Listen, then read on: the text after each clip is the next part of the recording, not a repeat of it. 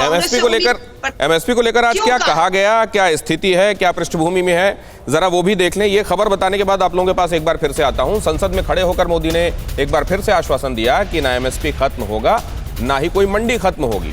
किसानों के मन में सिर्फ अफवाहें भरी गई हैं। झूठ और अफवाह के पर्दाफाश से विपक्ष डरता है और डर के कारण ही हो हल्ला कर रहा है, वॉकआउट कर रहा है। जहां तक आंदोलन का सवाल है, दिल्ली के बाहर हमारे जो किसान भाई बहन बैठे हैं, जो भी गलत धारणाएं बनाई गई, जो अफवाहें फैला गई, उसके शिकार हुए हैं। लेकिन मेरा पूरा भाषण बोलने के बाद सब कीजिए, आपको मौका मिला था।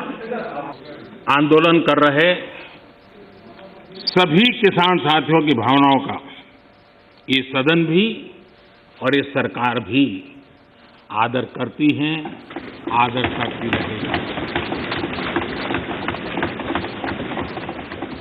और इसीलिए सरकार के वरिष्ठ मंत्री, जब ये आंदोलन पंजाब में था तब भी और बाद में भी, लगातार उनसे वार्ता कर रहे हैं, किसानों के प्रति सम्मान भाव के साथ कर रहे हैं।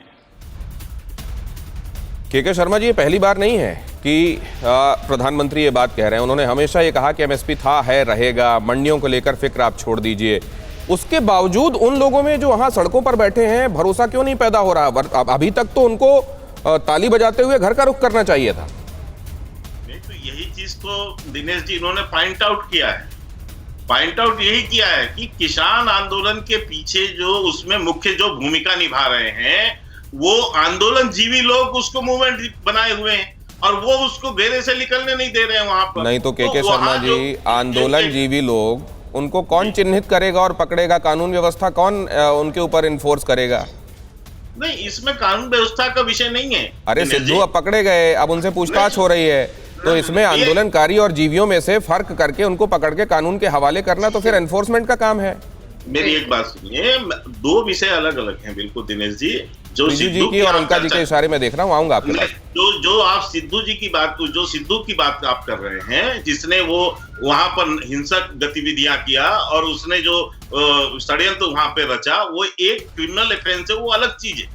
दूसरा जो इशू है, जो वहां पर बैठ के इन किसानों को एकमत नहीं होने देना चाह रहे और वो इस चर्चा को भी सफल नहीं होना देना चाह रहे, उसमें जो आपने बीच में नाम लिया हन्नान मोल्ला साहब, और ये जो कम्युनिस्ट का ये गए उसमें लगा है, कुछ कांग्रेसियों की जो भी पीछे उसमें लीडर्स लगे हुए हैं, तो इन लोगों के पीछे का जो एक वर्ग है जो इनको सपोर्ट कर रहा है। के शर्मा जी, एक बहुत संक्षेप में बताइएगा, क्या ये कानून से बेहतरी या कानून से नुकसान, इनके बीच का फर्क इतना क्या कम है कि किसी को यह भी समझाया जा सकता है कि इसमें तुम्हारी भलाई है और किसी को यह भी कहा जा सकता है कि नहीं, तुम्हारा नुकसान हो जाएगा, और वो बेचारा इन दोनों के बीच में भ्रम में डोलता रहेगा? दिनेश जी, मैं आपकी एक बात कहता हूँ, आपने कम से कम 2.5-3 महीने में लगातार कुछ नहीं हुआ तो 50 डिबेट इस विषय पर किया हो।